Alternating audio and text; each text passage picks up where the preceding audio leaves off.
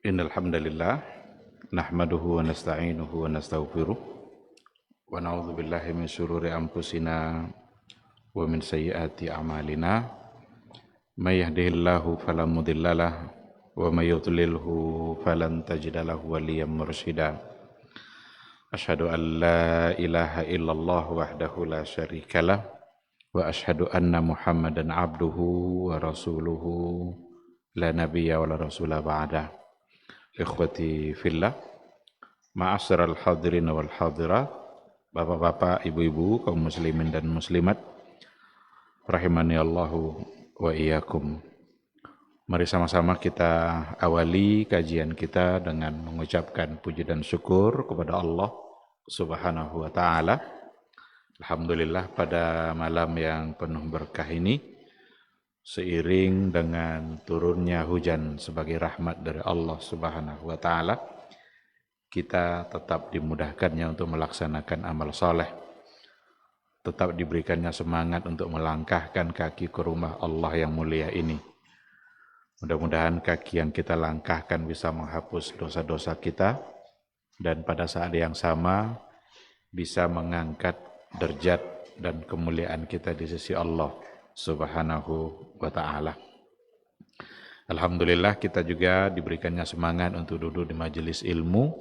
Mudah-mudahan duduknya kita di majelis ilmu semakin membuat kita paham dan mengerti dengan tugas-tugas agama kita, yang dengan cara itulah nanti insya Allah kita bisa selamat baik di dunia maupun di akhirat kelak. Sama-sama kita juga harus bersalawat dan salam untuk Rasulullah sallallahu alaihi wasallam. Allahumma salli ala Muhammad wa ala ali Muhammad.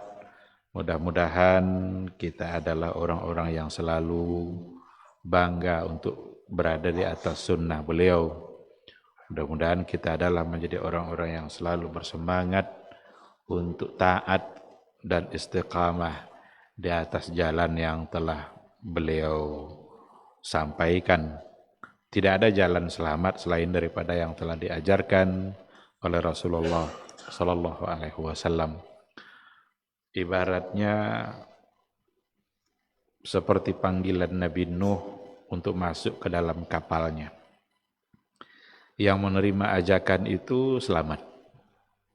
Yang tidak mau masuk ke dalam kapalnya tenggelam. Ketika Rasulullah sallallahu alaihi wasallam mengajak kita untuk berada di atas sunnahnya, ada satu kapal besar yang di dalamnya ada aturan sunnah Rasul. Kalau kita berada di dalamnya, kita selamat. Tapi kalau seandainya kita coba cari kapal yang lain, sampan-sampan yang lain, maka akan tenggelam, dan itu hanya akan membahayakan akhirat kita. Harapan kita semua tentu saja menjadi orang-orang yang selamat di mahsyar kelak dan bisa mendapatkan syafaat dari Rasulullah sallallahu alaihi wasallam. Ikhwati fillah, ma'asyiral hadirin wal hadirat, rahimani Allahu wa iyyakum. Kembali pada maghrib ini kita akan melanjutkan kajian kita dengan tema fikih maqasidul ibadah atau maqasid fikhil ibadah, tujuan-tujuan maqasid syariah yang ada di balik ibadah. Kita sudah masuk pada maqasiduz zakah, tujuan-tujuan syariat di balik perintah zakat, dan kita sudah berikan penjelasan yang berkaitan dengan zakat itu sendiri. Kita sudah jelaskan bahwa zakat itu ada yang disebut dengan zakatul fitri, dan ada pula yang disebut dengan zakatul amwal. Jadi dua itulah pembagian dari zakat secara garis besar. Zakat fitrah, kita sebut zakat fitrah, dalam bahasa hadis memang seperti itu, zakatul fitri. Tetapi ada lagi nanti zakatul amwal, zakat harta. Beda dengan zakatul fitri. Kalau zakatul fitri itu syaratnya adalah muslim. Sedangkan zakatul amwal dia adalah kaya, dia memiliki harta. Ada ketentuannya, sampai haul dan sampai nisabnya. Kalau seandainya ketentuan itu tidak ada, maka berarti dia tidak memiliki kewajiban dalam artian zakat terhadap hartanya. Untuk malam ini, kita akan coba masuk pada maqasiduz zakahnya itu. Apa sebenarnya tujuan? Apa hikmah di balik ketentuan zakat yang telah diatur oleh agama? Sebegitu detailnya agama kita mengatur dalam persoalan zakat. Bahkan juga disampaikan oleh Nabi harta-harta apa saja yang wajib untuk dikeluarkan zakatnya. Semua ketentuan itu sudah harus menjadi ilmu bagi semua umat Islam. Karena saatnya nanti mereka kalau seandainya diberikan kelebihan oleh Allah dari apa yang dia miliki, maka kewajibannya tentu adalah mengeluarkan sesuai dengan ketentuan. Bahkan agama juga sudah mengatur berapa yang harus kita keluarkan. Kita tidak bebas mengeluarkan seberapa yang kita mau, tapi kita keluarkan seberapa yang diinginkan oleh Allah dan Rasul-Nya. Dan di situ nampak oleh kita bahwa yang diinginkan oleh Allah itu ternyata sangatlah sedikit dari semua yang kita punya. Nggak ada apa-apanya dibandingkan dengan yang masih tersisa. Kalau ada 100%, kita hanya diminta untuk mengeluarkannya 2,5%. Sisanya berapa? 97,5. Nggak ada artinya 2,5 ini dibanding yang masih tersisa. Ini pelajaran besar sebenarnya bagi kehidupan kita. Kalau seandainya kita kehilangan sesuatu, nggak mesti kita sibuk untuk menangisi yang hilang itu. Tapi sibuklah untuk mensyukuri apa yang masih tersisa. Terkadang kita habis waktu kita untuk menangisi yang hilang. Dia punya uang umpamanya 10 juta. Hilang 1 juta. Habis waktu untuk menangisi yang hilang 1 juta tadi. Tapi lupa dia dengan yang masih tersisa. 9 juta. Seharusnya syukuri apa yang masih tersisa dan serahkan kepada Allah apa yang hilang, yang mungkin karena kelalaian kita atau mungkin juga karena kesalahan dan dosa kita. Karena uang itu kalau tidak dikeluarkan secara di jalan yang hak, maka dia akan keluar sendiri dengan cara yang ditentukan oleh Allah Subhanahu wa ta'ala. Nah, jadi zakat itu kadarnya sangatlah sedikit. Bahkan dulu juga sudah kita singgung, jauh lebih besar ketentuan pajak dalam persoalan harta dibandingkan dengan kewajiban zakat yang diatur oleh Allah Subhanahu wa ta'ala. Mari kita coba lihat beberapa poin. Maqasiduz zakat. Maqasid, tujuan di balik aturan zakat itu. Kenapa agama menganjurkan? Kenapa agama mengatur sebegitu ketat? Ternyata akan berpengaruh besar bagi kehidupan masyarakat, khususnya dalam persoalan perekonomian. Yang pertama sekali dikatakan laha daurun kabirun fit tanmiyatil iqtisadiyah lil mujtama'. Zakat itu memiliki peran yang sangat besar fit tanmiyatil iqtisadiyah, dalam menumbuhkan ekonomi lil mujtama', ekonomi masyarakat. Jadi zakat tuh punya fungsi yang sangat besar di dalam menghidupkan ekonomi masyarakat.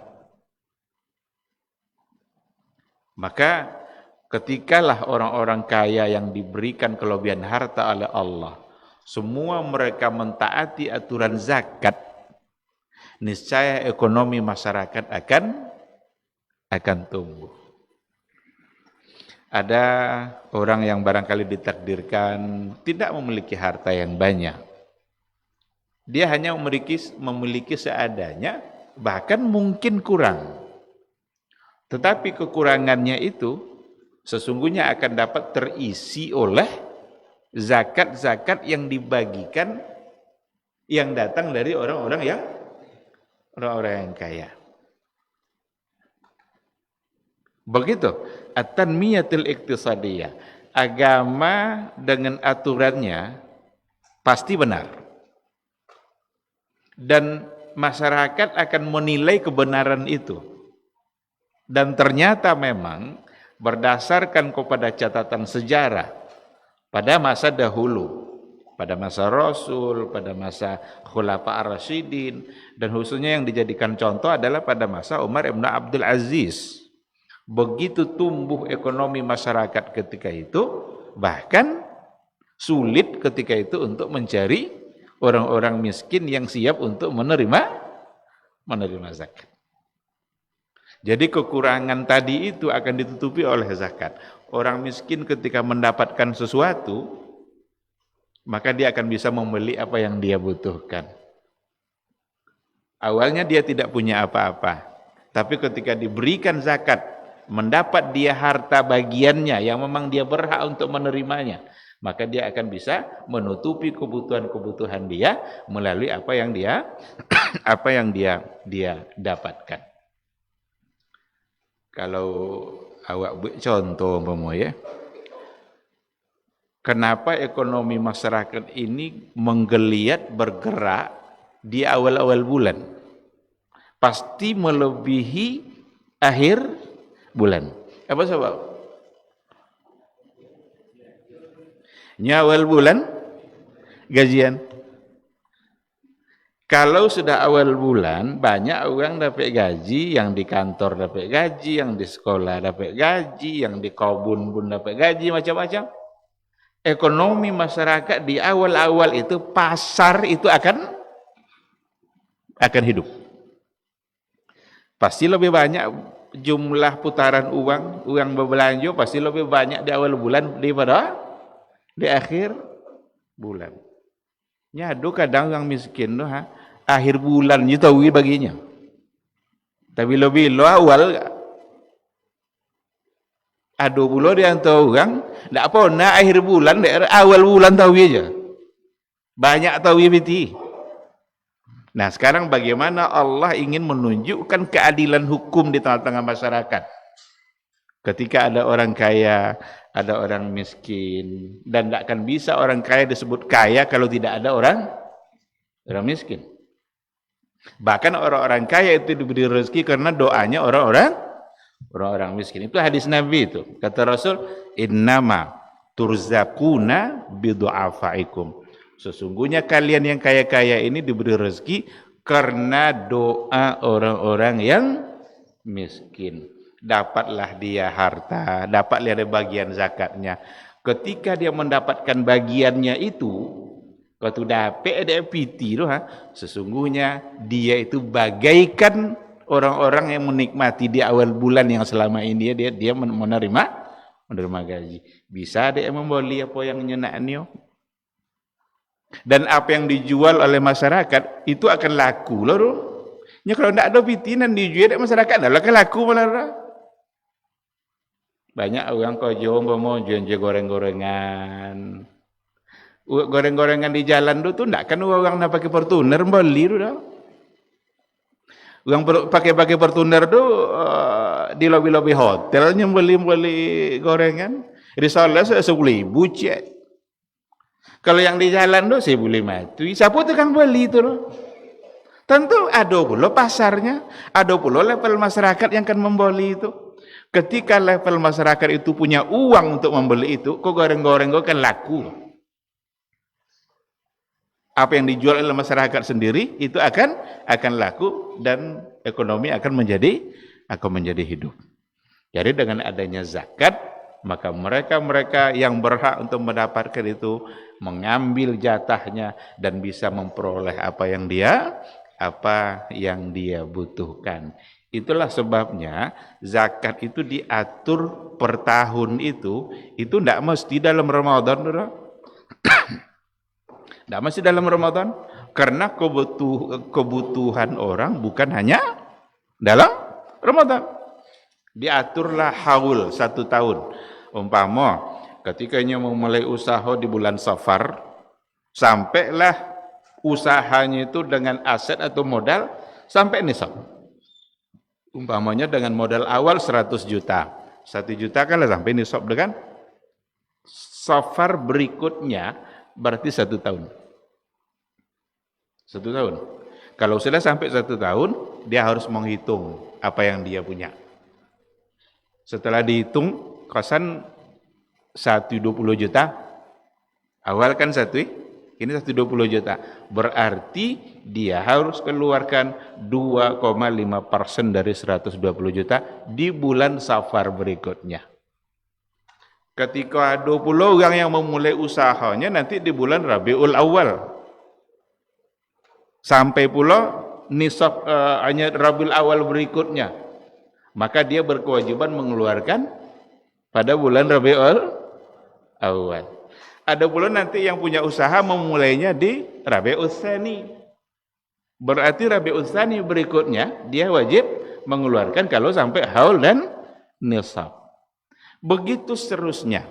Jadi kapan sampai haulnya, sampai nisabnya, disitulah dia mengeluarkan zakatnya. Tidak mesti tunggu Ramadan dulu. Nah, kalaulah diikuti aturan itu, berarti setiap bulan, seandainya ada orang yang dalam setiap bulan itu sampai haul dan nisabnya, maka orang-orang fakir miskin akan mendapatkan jatah zakatnya dalam setiap bulan.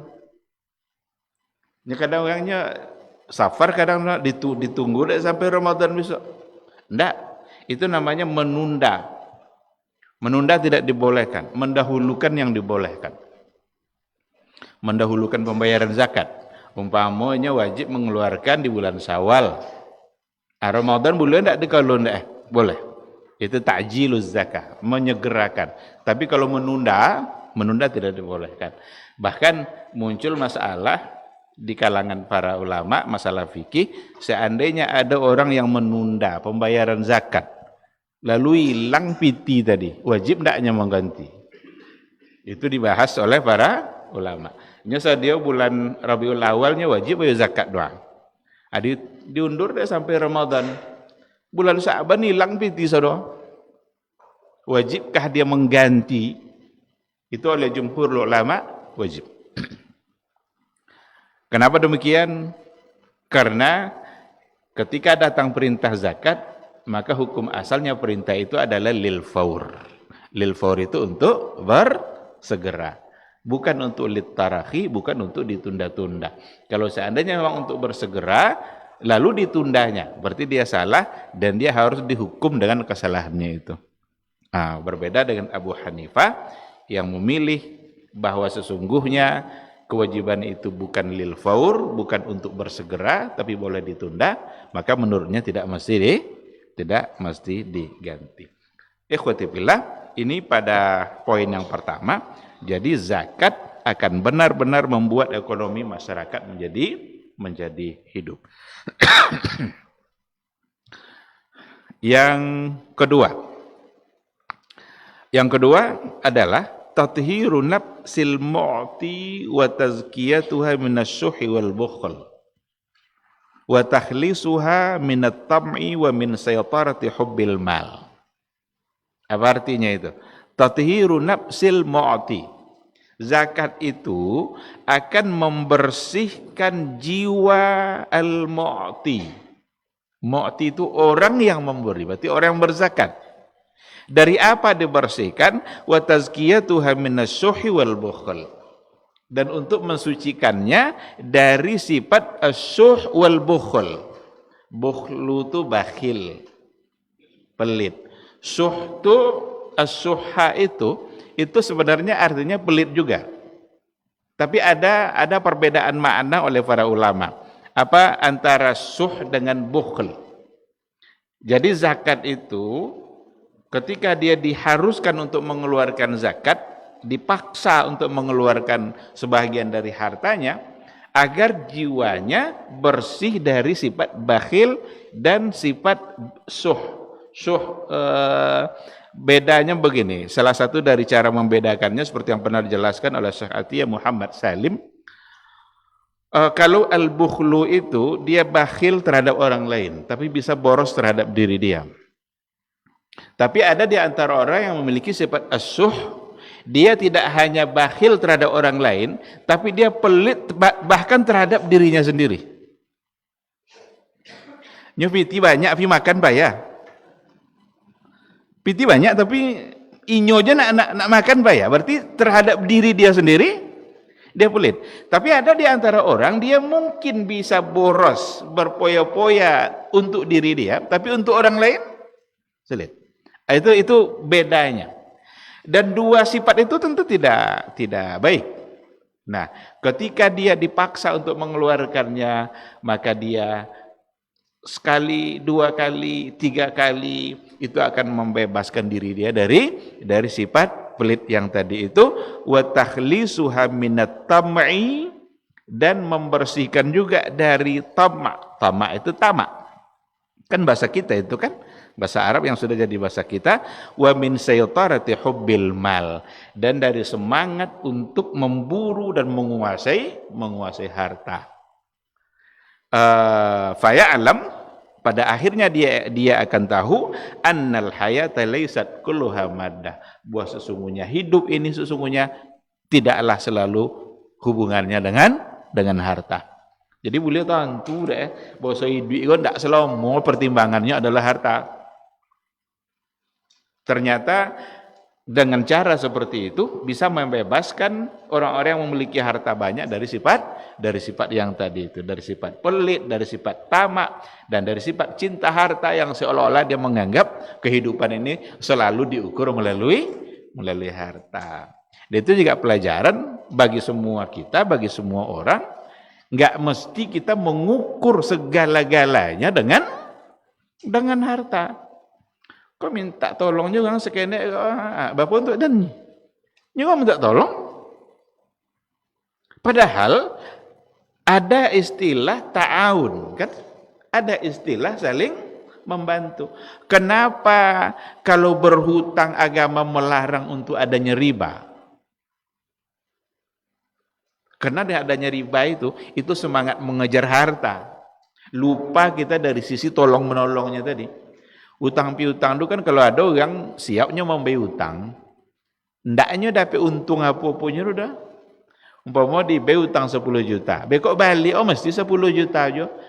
Yang mendapatkan kebaikan sebenarnya dalam persoalan hutang itu hanya orang yang meminjam tadi. Yang punya uang memberikan, yang berpiutang dapat apa-apa ndak? Secara zahir harta. Ndak ada. Dan agama melarang memang.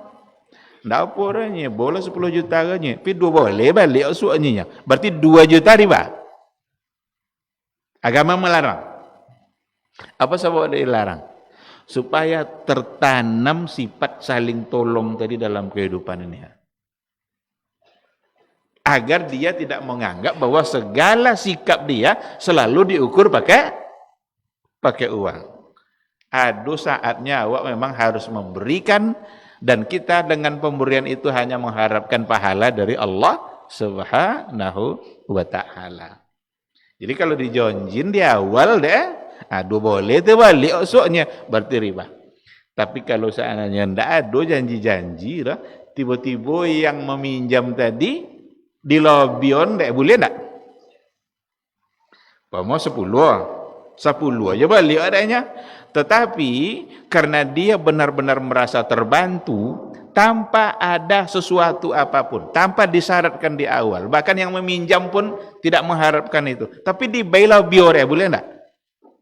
Itu namanya qardun hasan, dan itu boleh. Mungkin bukan dalam bentuk uang, atau mungkin dalam bentuk yang lain. Karena kelebihan itu kan tidak mesti dalam bentuk harta kan. Umpama pinjam 10 juta atau pinjam 1 juta, benar-benar dia merasa terbantu dengan sikap baik orang tadi itu. Payahnya membayu ke rumah. Tonga inyo ada apa membayu ke rumah cakap di bawah 1 juta tu di bodoh yang setenteng bang ada. Kan tak piti tu yang ada kan? Tapi bisa dipiti kan? Ake utang dan abangnya mau kasih 1 juta petang ke 1 juta. Ake doyan untuk anak-anaknya. Boleh tak? Boleh. Kalau disyaratkan, nggak boleh. Bayu saja itu ada semuanya, pidu yang 5 buah soalnya, nggak bisa udah. Kene aja wedo de agamanya mana nang boleh, mana nang tidak boleh. Nah, jadi kita harus tahu itu mana sisi-sisi yang dibolehkan dan mana yang tidak.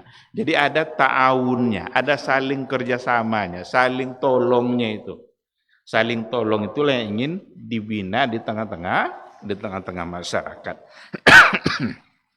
Nah, itu pada poin yang kedua. Sedangkan pada poin yang ketiga, tathiru nafsil faqir wa takhlisuha minal hasadi. Membersihkan, kalau yang tadi membersihkan jiwa orang yang berzakat, kalau yang ini enggak. Tathiru nafsil faqir wa takhlisuha minal hasad. Membersihkan jiwa orang-orang fakir dan membebaskannya atau menghapus sifat-sifat hasad wa ib'aduha anil haqad, dan menjauhkan dia dari sifat iri.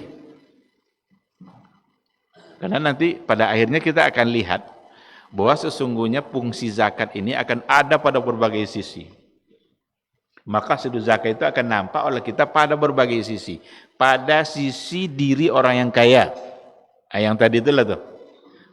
Hilang sifat bakhil dari dia tidak kikir lagi, dia bebas dari sifat tamak, dia tidak menganggap bahwa kehidupannya segala-galanya harus pakai uang. Yang ini poinnya adalah untuk yang fakir.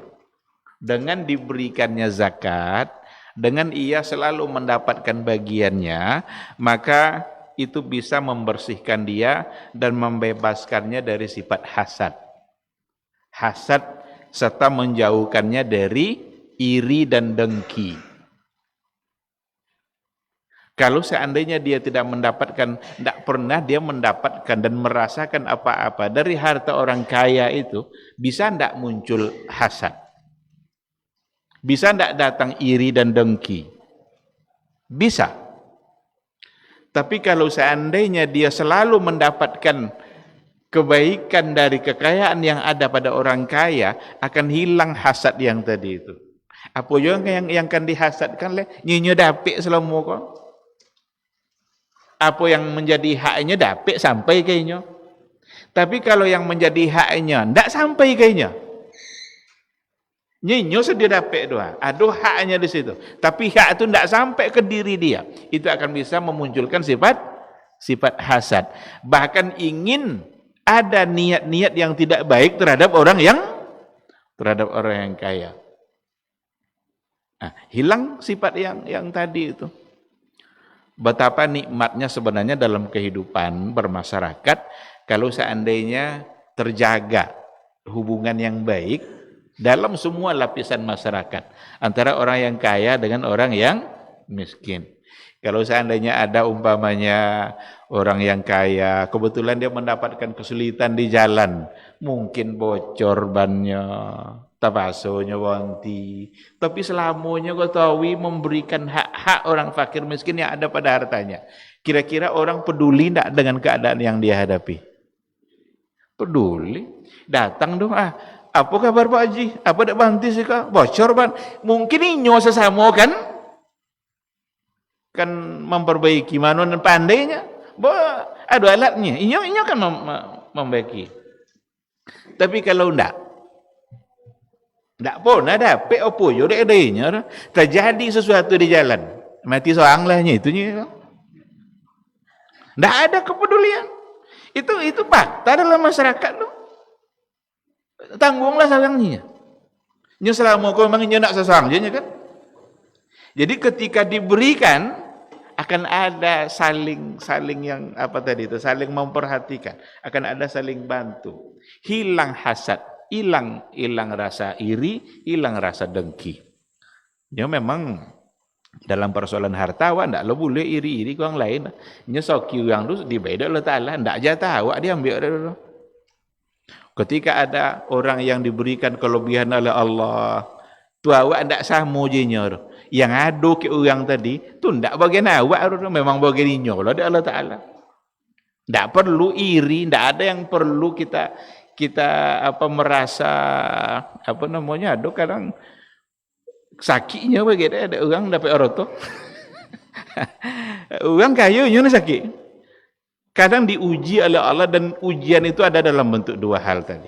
Yang kaya diuji dengan kekayaannya, yang miskin diuji dengan kemiskinannya. Dan satu hal yang perlu diketahui bahwa sesungguhnya kaya dan miskin itu benar-benar pembagian yang adil yang diberikan oleh Allah Subhanahu wa taala. Benar-benar pembagian yang adil. Allah memberikan harta berbeda-beda sebagaimana Allah juga memberikan akal berbeda-beda. Orang tidak sama akal lah.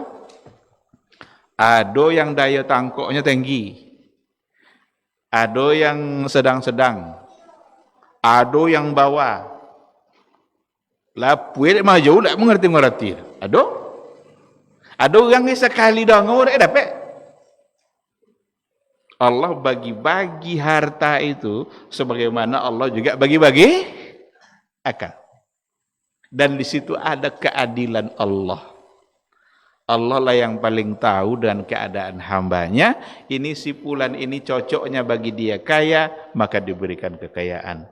Ini si fulan ini cocoknya bagi dia adalah kefakiran, maka Allah tetapkan pula baginya kefakiran.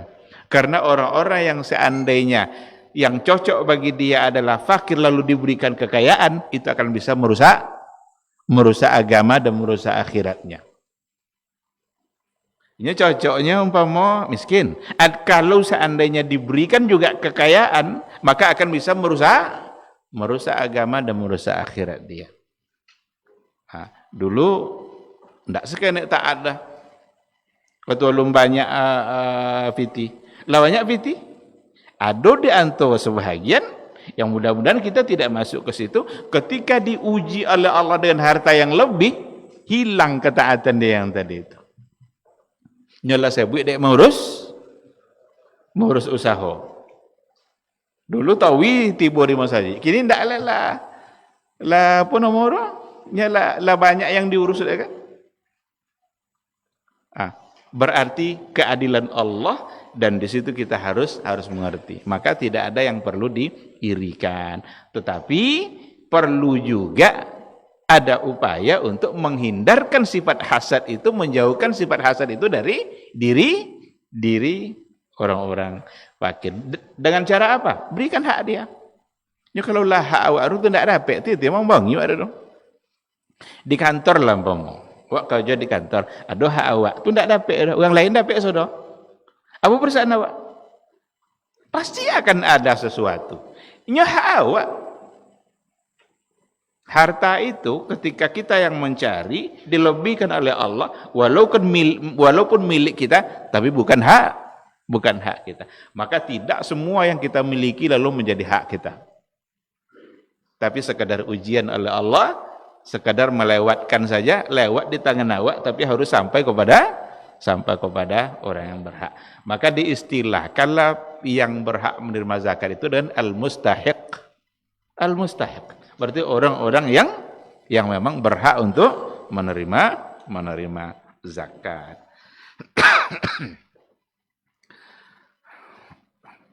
Ini pada poin yang ketiga gitu ya. Pada poin yang ketiga.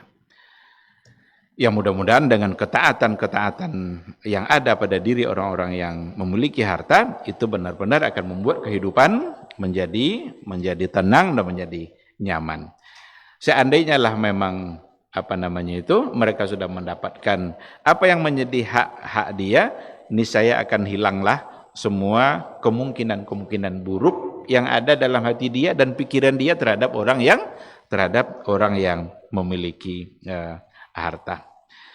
Pada poin yang berikutnya yang keempat, az-zakatu syukrun lin ni'matil mutajaddidah wa i'tirafun bi fadlillahi wa ihsani ala nafsi. Bahwa sesungguhnya zakat itu merupakan syukrun lin ni'matil mutajaddidah. Itu adalah bentuk syukur terhadap nikmat Allah yang berulang-ulang. Ya syukur ndak sekali aja lah. Syukur itu perlu berulang-ulang. Sebagaimana Allah juga memberikan nikmat dan harta secara berulang-ulang. Maka perlu juga syukurnya berulang-ulang. Ada orang mempertanyakan, pertanyaannya cendeko. Kalau ada orang punya ome, punya emas dia, disimpannya, umpamanya sampai 100 gram. 100 gram itu kan sampai nisab. Nah, zakatnya sekali aja atau tiap tahun? Pernah enggak mendengarkan pertanyaan itu? Ada yang menanyakan seperti itu. Apa kok sekali aja semua hidup zakatnya atau tiap tahun? Jawabannya, zakatnya setiap kali sampai haul dan nisab. Kininya kininya punya 1 gram. 1 tahun berikutnya keluarkan 2,5 gram. 2,5%. Tahun berikutnya keluarkan lagi 2,5%. Tu habis dia merulai Ustaz. Habis tu kalau tahu. Cala habisnya siapa pembaik? Keluarkan. Asal sampai haul dan nisab. Karena ketentuan agama itu ada haul, ada nisab. Tahun esok tinggal yang umpama 97,5. Ambil pula 2,5% dari 97,5. Tahun ketiga tinggalnya mungkin sekitar 95. Keluarkan lagi 2,5% dari 95. Nah, nyata dia harotoga perlu dikembangkan. Nabi menyuruh agar harta ini dikembangkan, boleh ndak terletak ya tahu? Karena rusaknya ekonomi itu karena harta yang tidak dikembangkan. Apa sebab usaha ekonomi Indonesia? Nya di tangan 9 uang ya nyonan haroto tu numpuk tahu. Inyo tahu nan memegang haroto. Ndak mau napa bagi-bagi. Itu rusak. Maka Nabi Muhammad sallallahu alaihi wasallam ketika dia punya harta ndak pernah lama di tangan. Ndak pernah lama. Bahkan ada yang nanya kalau seandainya nanti punya emas sebesar Uhud, apa yang akan dilakukan oleh Nabi? Apa jawaban dia? Yakinlah, nggak sampai 3 hari kecuali emas itu akan habis untuk dibagi. Jadi dikembangkan terus, berkembang. Nah, dengan cara itulah ekonomi akan berkembang juga. Baik, ikhwati fillah, itu azan. Karena waktu masuk kita akan jawab dulu suara azan.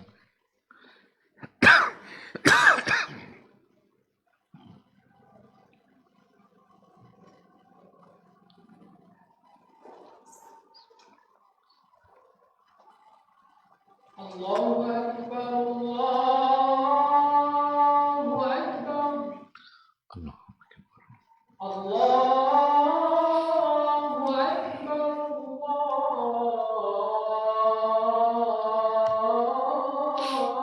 Akbar.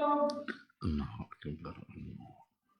Asyhadu an la ilaha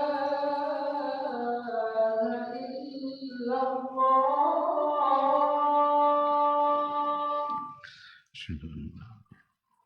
أشهد أن لا إله إلا الله.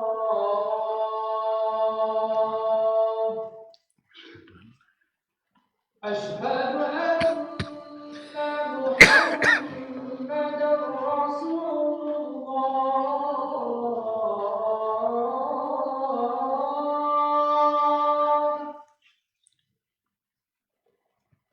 أشهد أن محمدا رسول الله.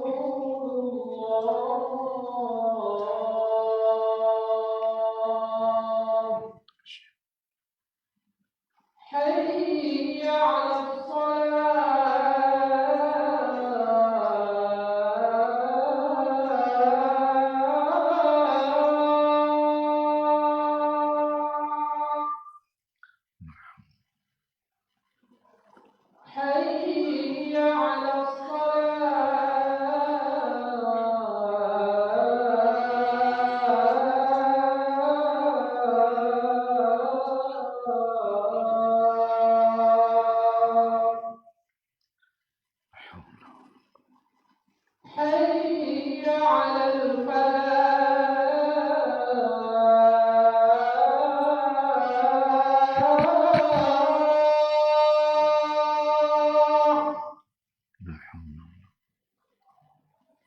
حي على الفلاح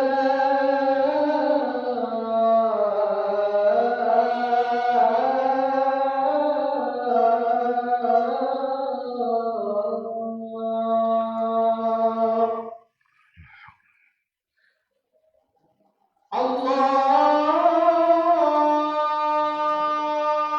أكبر الله أكبر لا إله إلا الله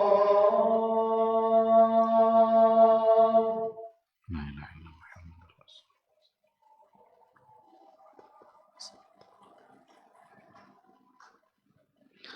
Bismillahirrahmanirrahim. Alhamdulillah. Wassalatu wassalamu ala Rasulillah wa ala alihi wa sahbihi wa mawala. Ikhwati fillah, ma'asyiral hadirin wal hadirat, rahimani Allah wa iyyakum. Sebelum kita bertanya jawab, kita lanjutkan sedikit poin-poinnya. Jadi yang terakhir tadi adalah az-zakatu syukrul lin ni'matil mutajaddidah, kemudian wa'tirafun bi fadlillah, dan sebagai pengakuan dengan atau atas karunia Allah. Selagi kita siap untuk berbagi, berarti kita masih mengakui bahwa apa yang kita miliki itu adalah pemberian dari Allah Subhanahu wa ta'ala. Tapi kalau seandainya kita sudah tidak lagi siap untuk berbagi, bahkan untuk melaksanakan kewajiban pun. Karena zakat itu kewajiban, infak sedekah nanti baru itu sukarela. Tapi zakat wajib. Kalau yang wajib saja sudah tidak terlaksana, ini saya yang sunnah-sunnah akan lebih sulit.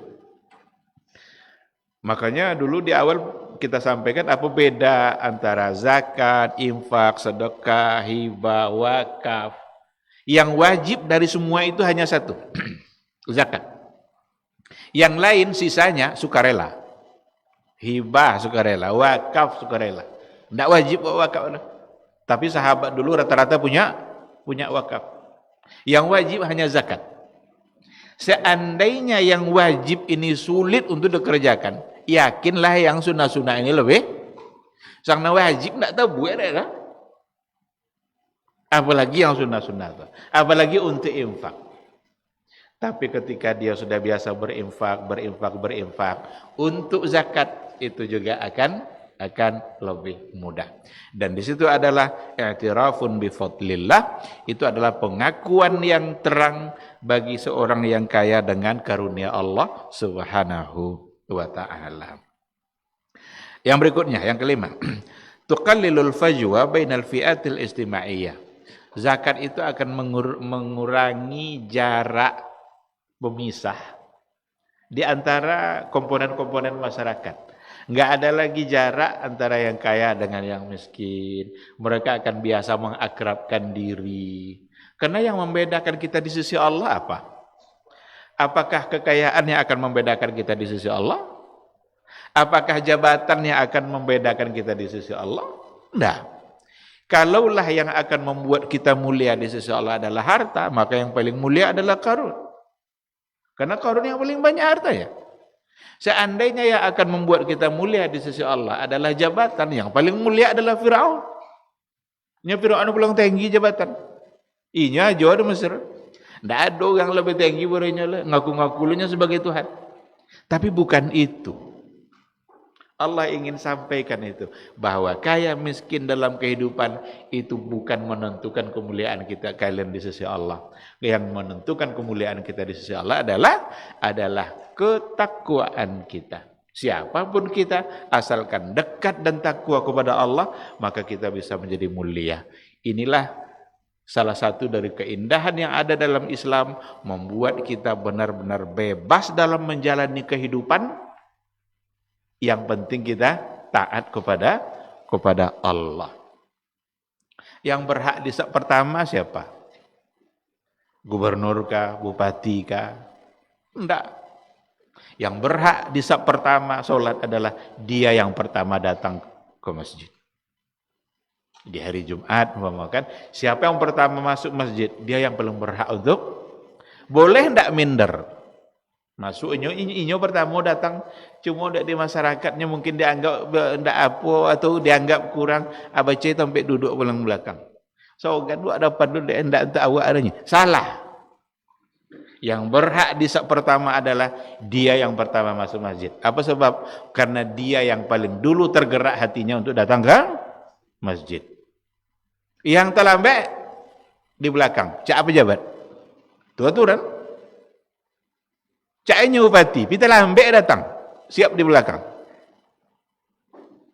Begitu Islam. Jadi benar-benar kita bebas dalam menjalankan agama ini. Aturan agama membuat kita sama di sisi Allah Subhanahu wa taala. Mau kaya, mau miskin.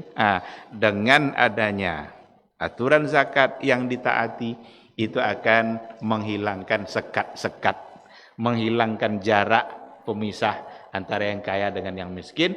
Mereka merasa satu. Yang kaya bersyukur, alhamdulillah. Yang miskin bersyukur, alhamdulillah, karena dia mendapatkan apa yang dia butuhkan. Wattawasul watta'akhi baina afradil mujtama. Gampang berkomunikasi, gampang menjaga persaudaraan di antara komunitas masyarakat yang ada. Baik. Yang berikutnya adalah yang keenam, ilajun amali likathirin minal afatil istimaiyah. Zakat itu adalah sebagai solusi praktis dalam menyelesaikan berbagai macam problem masyarakat. Kal bitalah wat tasawwul, seperti pengangguran dan menjadi pengemis. Salah satu dari penyakit masyarakat atau problem dalam kehidupan masyarakat, pertama pengangguran. Yang kedua mengemis. Pengangguran dan mengemis ini akan bisa hilang dengan zakat. Kenapa banyak terjadi pencurian-pencurian? Orang mencuri itu kan ndak punya kan? Kalau ada yang mencilok aja lah. Itu dek hobi nomor. Nyala kayo pi korupsi je lah, memang hobi dek hobinya loh. Tapi ketika dia tidak punya apa-apa, nyedak makan. Kojo ndak ada orang. Apa solusi lah? Maliang. Tapi ketika dia mendapatkan apa yang dia perlukan tadi dari hartanya orang kaya, masih maliang je lah. Nah. Jadi al-bitala wa tasawwul itu akan bisa hilang dengan menerapkan konsep zakat. Awalnya menganggur. Dapat jatah. Barangkali dia bisa menjadikannya sebagai modal. Dia mulailah usaha kenek-kenek apa. Nya kalau buka usaha aja lo nak godang langsung. Kalau nak godang langsung tu nak banyak lo video amalannya kan. Mulai dengan kenek-kenek. Apa yang bisa dengan apa yang dia punya tadi, apa kira-kira yang bisa dia lakukan untuk mengembangkan kehidupan dia biar menjadi lebih baik. Mulai dari yang kecil. Nah, jadi ada banyak poin yang ternyata kalau seandainya kita perhatikan 6 poin yang tadi itu benar-benar zakat itu akan menjadi solusi dalam persoalan ekonomi masyarakat. Nampak oleh kita bahwa hubungannya nanti ada hubungannya dengan orang yang kaya, ada fungsi zakat yang hubungannya adalah dengan orang miskin, ada fungsi zakat hubungannya dengan harta itu sendiri, karena dengan zakat harta akan bersih, dan ada hubungan zakat dengan kehidupan masyarakat secara luas. Kalaulah berkurang pengangguran, kalaulah berkurang orang-orang yang pencuri itu, niscaya kehidupan kita akan aman. Tapi kalau banyak, awak aja ndak aman lolok kira. Nya sasukan naik aja. Ndak aman lah. Tapi ketika itu sudah tidak ada, maka kehidupan semua masyarakat akan menjadi aman. Dan itu membuktikan bahwa solusi yang datang dari Allah atau hukum yang datang dari Allah dan Rasul-Nya benar-benar hukum yang sangat logis dan sesuai dengan apa yang diperlukan dan dibutuhkan oleh masyarakat. Baik, biar kita punya waktu untuk berdiskusi, kita cukupkan materi sampai di sini. Kalau ada pertanyaan dipersilakan. Silakan. Aduh.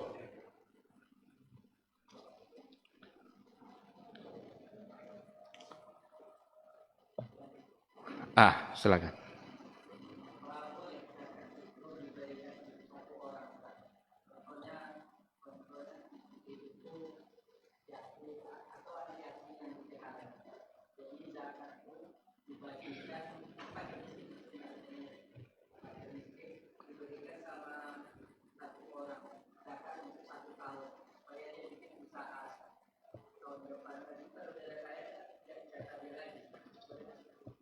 Iya. Persoalannya tidak sekedar pada boleh saja, tapi mana yang lebih baik? Kalau sekedar boleh, ketika ada orang kaya, dia berzakat, tapi diberikannya yang memang seharga yang akan dikeluarkan itu. Diberikan kepada satu orang, dia selesai kewajibannya. Karena dia sudah mengeluarkan dan memberikannya pada orang yang tepat. Tetapi barangkali ada yang lebih baik dari itu. Ada yang lebih baik dari itu, dengan arti kata ketika diberikan orang yang lebih banyak, yang sama-sama dapat memenuhi kebutuhan, tentu akan lebih baik. Umpama di situ ada 5 orang fakir miskin, semuanya berhak untuk mendapatkan zakat. Dia punya harta zakat, kalau dibagi-bagi kepada yang 5 ini, masing-masing bisa mendapatkan umpamanya 3 juta. 50 juta lengkap dikolundenya sebagai zakat. Sekarang diberikannya hanya kepada satu orang saja, 15 juta tadi. Secara hukum kewajibannya sudah selesai karena dia sudah mengeluarkan seberapa yang harus dia keluarkan dan diberikan kepada yang memang berhak. Selesai kewajibannya. Tetapi ketika yang 15 juta dia mendapatkan, yang sampai ke payah nak makan. Apakah kita hanya memikirkan yang satu orang ini saja? Atau yang lain? Nah, maka yang lebih baik mungkin dengan memberikan apa yang berhak untuk mereka dapatkan, sehingga setidaknya kebutuhan pokok mereka bisa terpenuhi untuk yang berlima ini. Nah, itu logika seperti itu ada dalam kajian fikih kontemporer seperti zakat produktif atau memproduktifkan zakat. Itu macam-macam ide yang muncul itu. Ada yang mengatakan zakat produktif itu bagaimana kalau seandainya tidak dibagikan nanti kepada fakir miskin, tetapi dijadikan sebagai modal untuk usaha. Itu ide-ide seperti itu ada pada zakat produktif. Ada pula yang lebih lagi, tidak diberikan kepada dia uang itu, tapi dijadikan modal dengan catatan nanti dikembalikan. Kalau ide itu nggak bisa diterima, karena zakat itu bukan untuk dikembalikan lagi. Zakat bukan untuk dikembalikan lagi. Beda nanti dengan wakaf. Kalau wakaf itu kan dana abadi, boleh seperti yang dikembangkan sekarang dalam wakaf uang. Ada itu wakaf produktif dalam bentuk wakaf uang, itu bisa diwakafkan wakaf, tapi uangnya kan harus balik, karena wakaf itu kan dana abadi. Tidak sama seperti zakat. Kalau zakat itu konsumtif sifatnya, tapi kalau wakaf bisa produktif. Nah, itu ide itu ada pada seperti itu. Maka yang lebih baik adalah dengan memberikan kebutuhan mereka. Setelah itu baru memikirkan bagaimana mereka bisa mengembangkan usaha. Kalau memang ada niat untuk memberikan mereka modal satu di antara mereka, barangkali tidak mesti dari uang zakat. Biarlah zakat ini tetap dibagikan kepada bersama, nanti karena dia punya uang yang banyak dilebihkan oleh Allah, pinjamkan kepada dia modal, pinjaman dengan tanpa bunga. Nah, jadi tidak mesti diambil dari uang zakat ini, tapi dari uang yang lain yang memang dia mampu untuk memberikannya. Seperti itu, wallahu subhanahu wa ta'ala a'lam.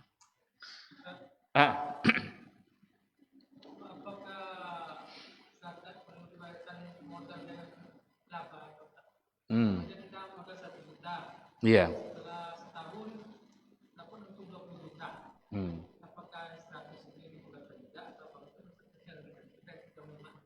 Iya.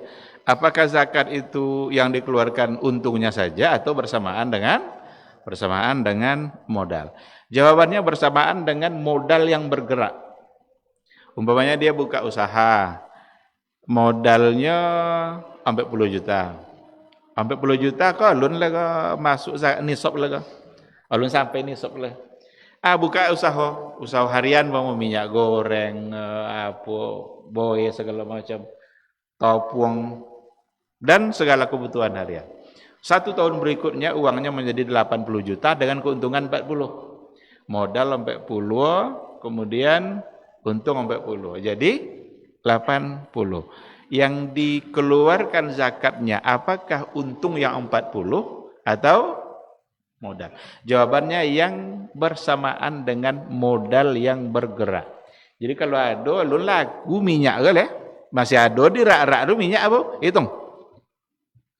Boy tadi lu laku hitung. Maka modal yang berputar. Tetapi nanti modal yang tidak ikut berputar tidak dihitung. Apa contoh? Meja kasir, mesin untuk hitung piti itu tidak perlu dihitung tuh.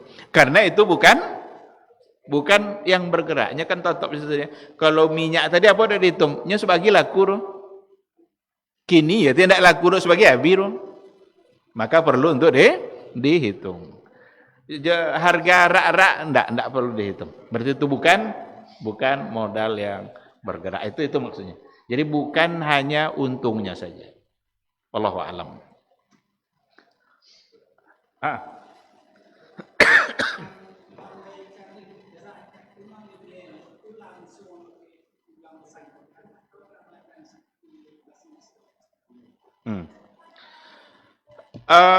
Kalau umpamanya awak bisa langsung, ben langsung.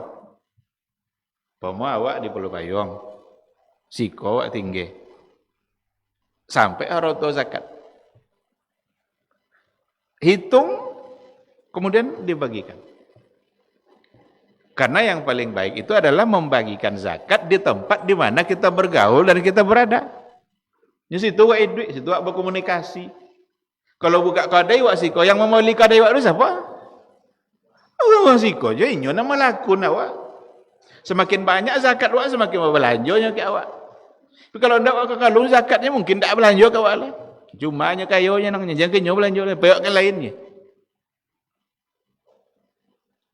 Maka tu'khadhu min aghniyaihim wa turaddu ila fuqaraihim. Diambil dari orang kaya mereka dan dikembalikan kepada fakir miskin mereka. Mereka di sini berarti inya. Ndak bukan lo ndak boleh memben ke lembaga zakat dulu.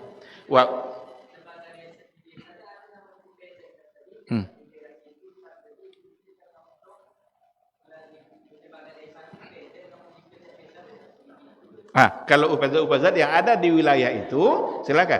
Tapi kalau mau Basnas, payah nonton ke Pekanbaru ngomong kan.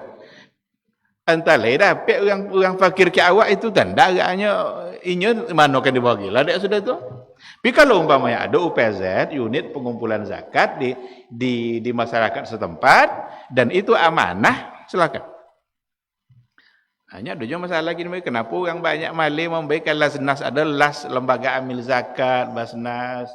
Orang banyak orang bertanya, entah ya tendak agaknya. Tak mana buat agaknya. Tapi ketika ada, enggak ikut kasih dulu tu itu wacana selama yang tersebut. Kan ada yang resmi itu kan lembaga amil zakat, maka ada Basnas Badan Amil Zakat Nasional. Jadi di Pekanbaru ada kan. Nah, itu kadang orang lebih memilih untuk memberikan cara langsung. Tapi ketika ada satu lembaga atau unit-unit di masyarakat setempat yang memang itu poinnya, itu bagiannya, silakan. Serahkan karena juga akan dibagi-bagi ke masyarakat setempat. Wallahu a'lam. Iya, tentu di mana kita inyoran tu kayo. Di mana awak tinggal itu lebih yang tentu awak kayo siapa kini? Di mana awak tinggal? Bukan nya bedon nanti ndak boleh dengan dengan lo belok. Kalau tinggal di Jalan Paus ya, bagi dua, separuh untuk Paus, separuh untuk suku. Kok banyak kena yang untuk kampung. Jadi bukan tidak boleh, tetapi tentu akan didahulukan di mana kita berada. Karena ada pembahasan zakat, seperti korban. Ada pembahasannya cendeko. Boleh tidak daging kurban dibawa keluar? Kan ada cendeko. Atau boleh tidak zakat fitrah kita bayar di luar? Contoh tadilah masalahnya.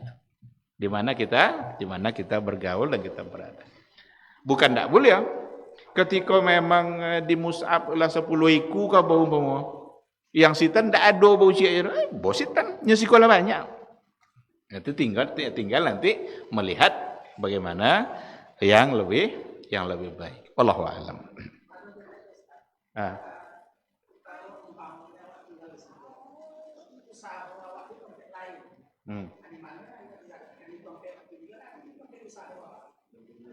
Dan pertama kayak sampai awak tinggal, yang kedua ke sampai usaha bisa diatur kan. Kalau memang di lingkungan situ ada yang berhak untuk menerima zakat, kasih situ. Dan di mana awak tinggal, iya jo. Nya mungkin imbang-imbang, mungkin bapo jam awak siko, bapo jam awak di tempat kojo kan. Maka untuk menghilangkan apa tadi itu, hasad dan dengki. Awak tinggi di kampung kamu kan, tentu dah orang awak nak kedek kayu, motor ganti tahu sekali sebulan. Zakat si tahu, nak sopo ada soalnya. Kayu seorang lainnya kan. Jadi diatur oleh agama mengatur. Awak cik taat aja lah. Kalau mau awak taat dengan aturan agama, selesai kehidupan semua. Berbagai masalah dalam kehidupan akan terselesaikan. Wallahu a'lam.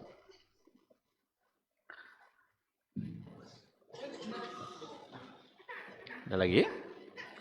Baik, kalau tidak ada, barangkali kita cukupkan sampai di sini. Mudah-mudahan apa yang kita bahas bisa menjadi ilmu bagi kita bersama, dan semoga Allah Subhanahu wa taala selalu membimbing kita untuk istiqamah dan memberikan kita untuk semangat belajar dan mengamalkan apa yang kita dapatkan. Amin amin ya rabbal alamin. Subhanakallahumma bihamdika asyhadu an la ilaha illa anta astaghfiruka wa atubu ilaik. Wassalamualaikum warahmatullahi wabarakatuh.